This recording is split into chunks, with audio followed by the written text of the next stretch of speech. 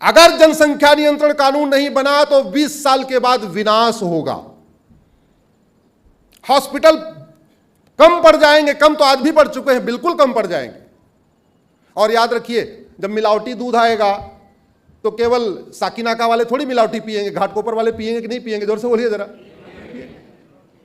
आप हम दो हमारे दो करो, लेकिन एयर पोल्यूशन आपको भी मिलेगा, वाटर पोल्यूशन आपको भी मिलेगा, नॉइज पोल्यूशन आपको भी मिलेगा, लैंड पोल्यूशन आपको भी मिलेगा, प्लास्टिक पोल्यूशन आपको भी मिलेगा। यानी जो 12 करेगा, 15 करेगा, वो जो परिणाम झेलेगा वही परिणाम आपको भी झेलना पड़ेगा। तो तरीका क्या होना चाहिए? हम दो हमारे दो लागू होना चाहिए कि नहीं होना चाहिए? जनसंख्या नियंत्रण कानून बनना चाहिए कि नहीं बनना चाहिए? लेकिन वो बनेगा कैसे? बनेगा कहां? संसद में। मैं तो सुप्रीम कोर्ट में हूं, संसद में तो मैं नहीं हूं कि मैं वहां आवाज उठाऊं। तो आपको क्या करना पड़ेगा? जो संसद में उनको पकड़ना पड़ेगा। आपके घाटकोपर का सांसद कौन है? आपके इस एरिया का सांसद कौन है? कौन सी पार्टी के हैं? अरे वो किसी पार्टी के हो, सांसद सांसद होता है। एक बात याद रखिए, सांसद किसी पार्टी का नहीं होता। सांसद को वेतन कोई पार्टी नहीं देती, सांसद को भत्ता कोई पार्टी नहीं देती, सांसद को free air ticket, free rail ticket, free की सिक्योरिटी, फ्री का खाना बनाने वाला, फ्री की गाड़ी कोई पार्टी देती है क्या? जोर से बोलिए जरा। नहीं। सांसद को आजीवन पेंशन कोई पार्टी देती है क्या? नहीं। सांसद को सारी सुविधाएं देने वाला कौन है? जोर से बोलिए जरा, जोर से बोलिए, कौन देता है? आप देते हैं। आपके इनकम टैक्स से, आपके जीएसटी से, आपके वैट से, आपके टीडीएस से उसको वेतन भत्ता गाड़ी बंगला मिलता है। तो आपका हक बनता है, आपका अधिकार बनता है, वो किसी पार्टी का हो, आप उसको पकड़ के कहिए जनसंख्या नियंत्रण कानून बनाओ। और एक बात और भी याद रखिए, कोई व्यक्ति 10 लाख वोट से भी जीत जाए तो भी वो सांसद नहीं कहलाता। कलेक्टर उसको सर्टिफिकेट दे दे तो भी वो सांसद नहीं कहलाता। सांसद वो तब कहलाता है जब वो संसद में जाके संविधान की शपथ ले लेता है। उसके पहले तक उसको वेतन भत्ता गाड़ी बंगला नहीं मिलेगा। वो 10 lakh vote, 20 lakh vote, 30 lakh vote से जीत के चला जाए, ये बहुत बड़ी गलतफहमी है। सांसद का वेतन भत्ता तब कब मिलेगा? जब वो शपथ ले लेगा। शपथ लेने का मतलब जो कुछ इसमें लिखा हुआ उसको लागू करना। और शेड्यूल 7 लिस्ट 3 इंटी नंबर 20A पे साफ साफ लिखा हुआ है population control and family planning. ये बनाना किसका काम है? अब एक चीज बताओ, डॉक्टर दुनिया भर का भाषण करे और अच्छी दवाई ना दे तो उसको अच्छा डॉक्टर कहेंगे क्या? जोर से बोलिए जरा। ड्राइवर दुनिया भर की बातें करे, शेरो शायरी करे, चुटकुला सुनाए, सब कुछ करे और ठीक से गाड़ी ना चलाए, उसको अच्छा ड्राइवर बोलेंगे क्या? मिस्त्री दुनिया भर का भाषण दे, आप सारे लोग तो कॉन्ट्रैक्टर हो, मिस्त्री दुनिया भर का भाषण दे लेकिन ठीक से घर की दीवार ना बनाए, उसको अच्छा मिस्त्री कहेंगे क्या? उसको आप रखना पसंद करेंगे क्या?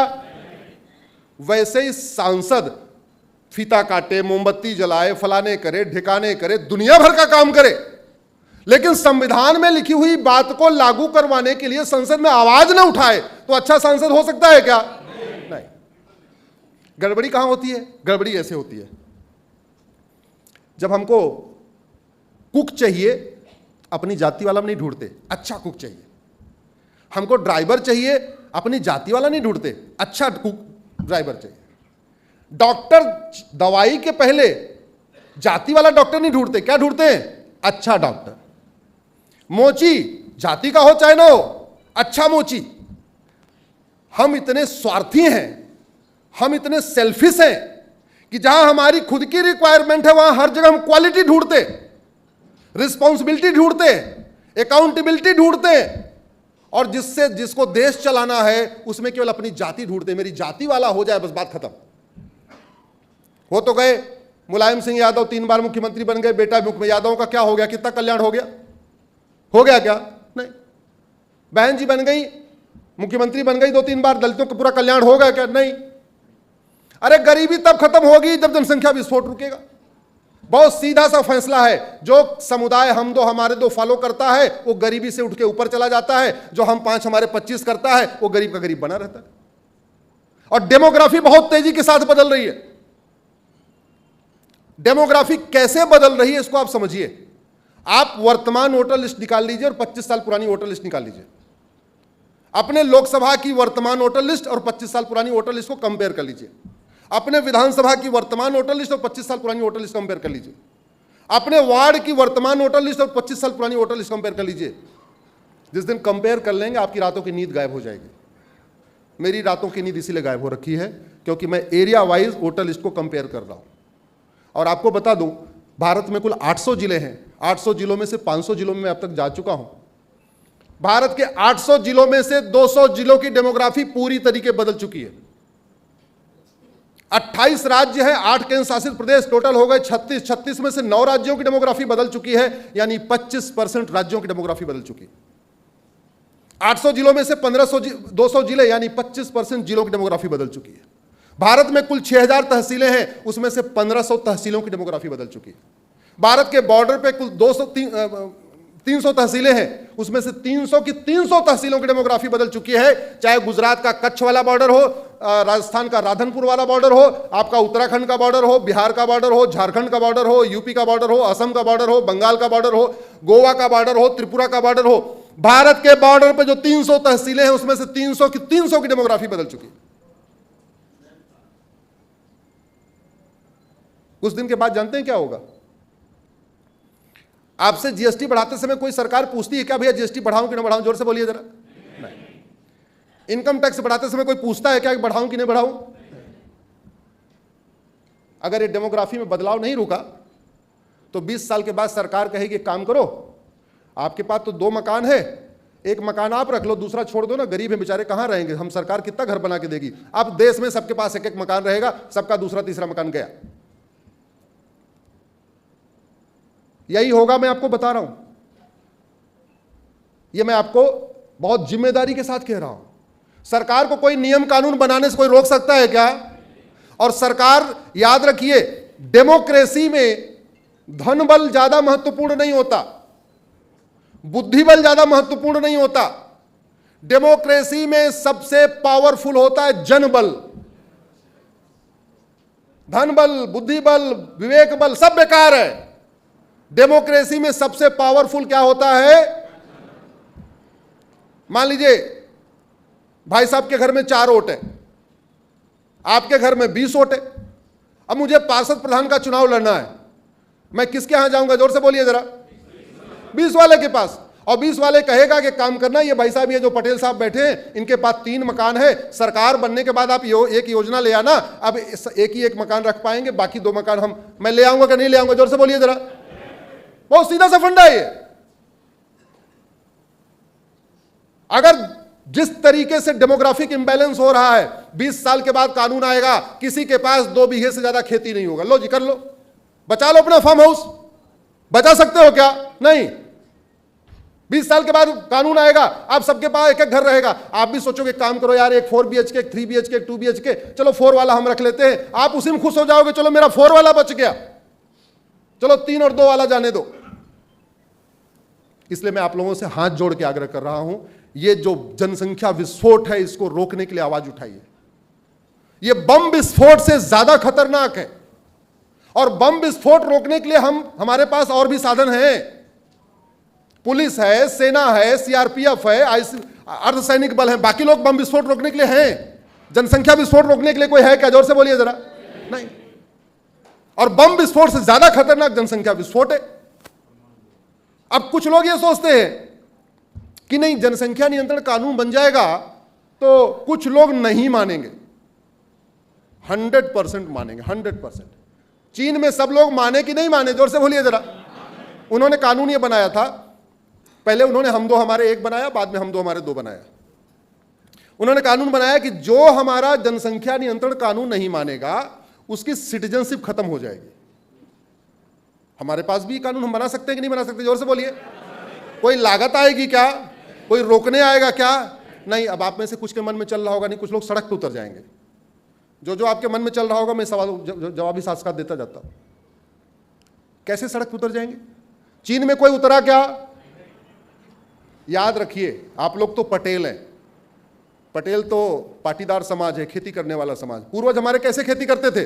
सीधे सीधे बीज की बुआई करते थे क्या? जोर से बोलिए जरा। नहीं, पहले जुताई, गुड़ाई, निराई, खरपतवार की सफाई, उसके बाद बुआई। तो जनसंख्या नियंत्रण कानून सीधे सीधे बना देंगे तो लोग सड़क पे उतरेंगे। उसके पहले भारत में जुताई, गुड़ाई, निराई, खरपतवार की सफाई करना पड़ेगा। क्या करना पड़ेगा? संविधान का आर्टिकल 355 कहता है देश में अगर इंटरनल अशांति हो, आंतरिक अशांति हो या कोई बाहरी खतरा हो तो सरकार आर्टिकल 352 लगा सकती है, यानी भारत में इमरजेंसी लगा सकती है। भारत में इमरजेंसी लगी थी। कब लगी थी? 75 में। लेकिन वो क्या संविधान बचाने के लिए लगी थी? क्या सनातन बचाने के लिए लगी थी? क्या राष्ट्र बचाने के लिए लगी थी? क्या उस समय कोई युद्ध हो रहा था? नहीं। वो आर्टिकल 352 लगा कुर्सी बचाने के लिए, सत्ता बचाने के लिए। अगर इस देश में कुर्सी बचाने के लिए, सत्ता बचाने के लिए आर्टिकल 352 लग सकता है, इमरजेंसी लग सकता है, तो राष्ट्र बचाने के लिए, संविधान बचाने के लिए, लोकतंत्र बचाने के लिए, सनातन को बचाने के लिए, भारत की संस्कृति को बचाने के लिए, भारत की परंपरा को बचाने के लिए आर्टिकल 352 लगा देना चाहिए, नहीं लगा देना चाहिए? जोर से बोलिए जरा। क्या करेंगे इस डेमोक्रेसी को? अचार डालेंगे इसका? अरे साल 2 साल बिना डेमोक्रेसी के रह लेंगे? साल 2 साल बिना चुनाव के रह लेंगे? कोई दिक्कत है क्या? एक बार इस देश की जुताई, गुड़ाई, निराई, खरपतवार की सफाई करना पड़ेगा। एक बार इस देश में 352 लगाइए और भ्रष्टाचारियों को फांसी देने के लिए कानून बनाइए। भारत में अराजकता फैलाने वाले केवल 100 परिवार हैं। इस 150 करोड़ के देश को 100 परिवारों ने हाईजैक कर रखा है। उसमें 2-3 परिवार आपके महाराष्ट्र के भी हैं। जिस दिन भ्रष्टाचारियों की 100% प्रॉपर्टी जब्त करने, नागरिकता खत्म करने और फांसी देने के लिए कानून बना, ये सारे के सारे 100 परिवार भारत छोड़ के ऑस्ट्रेलिया, कनाडा, लंदन, अमेरिका भाग जाएंगे। वहां वो जाके कोई झुग्गी में नहीं रहेंगे, उनके फार्म हाउस वहां ऑलरेडी बने हुए हैं। और जैसे ये 100 गए, उसके बाद आप जो कानून बनाओ, आप सीए लागू करो, आप यूसीसी लागू करो, यूनिफॉर्म सिविल कोड लागू करो, यूनिफॉर्म पुलिस कोड लागू करो, यूनिफॉर्म जुडिशियल कोड लागू करो, यूनिफॉर्म एडमिनिस्ट्रेटिव कोड लागू करो, यूनिफॉर्म टैक्स कोड लागू करो, यूनिफॉर्म इलेक्शन कोड लागू करो, पुलिस रिफॉर्म करो, जुडिशियल रिफॉर्म करो, टैक्स रिफॉर्म करो, जनसंख्या नियंत्रण कानून बनाओ, धर्मांतरण नियंत्रण कानून बनाओ, घुसपैठ नियंत्रण कानून बनाओ, लफ्ज़ जिहाद के लिए कानून बनाओ, सीए बनाओ, जो करना है करो। किसी की हिम्मत नहीं है सड़क पर उतरने की। एक बात याद रखिए, बीमारी ठीक करने के लिए दवा खानी पड़ती है। दवा भले ही दवा कड़वी मीठी नहीं होती, थोड़ी सी कड़वी होती है। बीमारी ठीक करने के लिए इंजेक्शन भी लगाना पड़ता है। इंजेक्शन अच्छा नहीं लगता, थोड़ा चुभता है। और अगर बीमारी थोड़ी सी बड़ी हो तो ऑपरेशन करना पड़ता है। अगर छोटा सा ऑपरेशन करना है तो लोकली उसको शून्य करना पड़ता है, लेकिन अगर बड़ा ऑपरेशन करना हो तो पूरी बॉडी को शून्य करना पड़ता। तो अगर किसी एक राज्य में ऐसी दिक्कत हो, चलो ठीक है, राष्ट्रपति शासन लगा दो। लेकिन यहां तो पूरे देश की समस्या है। यहां तो कश्मीर से लेकर कन्याकुमारी, कच्छ से कामरूप तक अगर आप कुछ भी ढंग का काम करने जाओगे, लोग डेमोक्रेसी के नाम पे, लोकतंत्र के नाम पे, फ्रीडम ऑफ स्पीच के नाम पे लोग सड़क पे आ जाएंगे। तो सबसे पहले देश विरोधी नेताओं, अभिनेताओं, लेखकों, बुद्धिजीवियों, पत्रकारों, कलमकारों को इनका इलाज करना पड़ेगा। जुताई, गुड़ाई, निराई, खरपतवार की सफाई, उसके बाद बुआई। हो सकता है कि नहीं हो सकता? अब होगा कैसे? आपको सांसद से मिलना पड़ेगा। मिलेंगे क्या? जोर से हाथ उठाइए। पटेल समाज के लोग अपने सांसद से मिलेंगे। हाथ नहीं उठ रहा है, जरा हाथ उठाइए। भारत माता की, भारत माता